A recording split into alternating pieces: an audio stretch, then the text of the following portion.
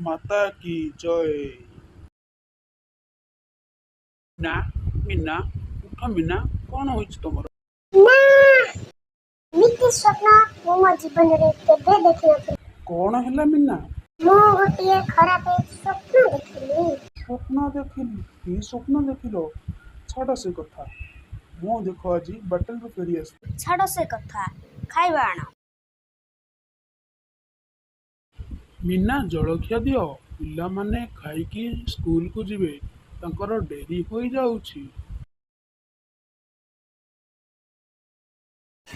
ବାପା ଆଜି କି ଦିବସ? ଆଜି ଅଗଷ୍ଟ 15 ଦେଶ ସ୍ୱାଧୀନ ହୋଇଥିଲା। ମୋ ମୁଣ୍ଡ, ମୁଁ ରୋଷେଇ ଘରକୁ ଯାଉଛି। ଆସ ଖାଇବା ଆସ। ପିଲାମାନେ କହୁଛନ୍ତି ତାଙ୍କୁ ସ୍ୱାଧୀନତା ଦିବସର ଗପ କୁହ। मु कहिबी तांको गप। ପ୍ଲିଜ୍ କୁହନ୍ତୁ ବାପା ପ୍ଲିଜ୍।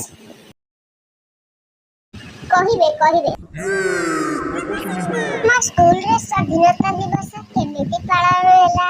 ସଙ୍ଗୀତ ଗାନ କରି ପତାକା ଉତ୍ତୋଳନ କଲୁ।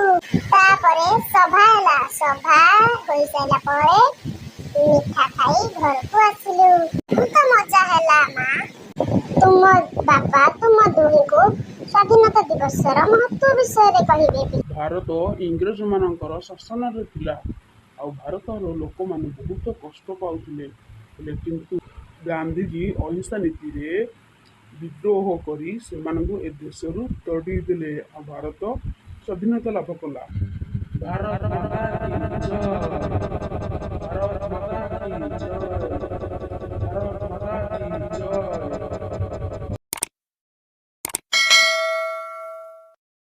ଅନ୍ୟାୟ ବିରୋଧରେ ଯିଏ ସଂଗ୍ରାମ କରେ ତାର ହିଁ ଦିନେ ଜୟ ହୁଏ, ଧର୍ମର ହିଁ ଜୟ ହୁଏ। ତେଣୁ ଆମେ ଆମ ପୂର୍ବ ଭାରତକୁ ଫେରି ପାଇଲେ। ତେଣୁ ଆଜି ଆମେ ସ୍ୱାଧୀନତା ଦିବସ ପାଳନ କରୁ। ହଁ ପିଲାମାନେ, ତୁମ ବାପା ଠିକ୍ କଥା କହୁଛନ୍ତି। ହଁ ବୋଉ, ମୁଁ ଆଜିଠୁ ପଢ଼ିବି ଆଉ ବାପାଙ୍କ ଭଳି ଗୋଟିଏ ଆର୍ମି ଅଫିସର ହେବି ଆଉ ଆମ ଦେଶକୁ ସବୁବେଳେ ସୁରକ୍ଷା ଦେବି। ସେଥିପାଇଁ ମୁଁ ଭଲ ପାଠ ପଢ଼ିବି ଆଉ ଦେଶ ପାଇଁ ଶହୀଦ ହେବି। ବାଃ, ଏ ତ ବହୁତ ଭଲ କଥା।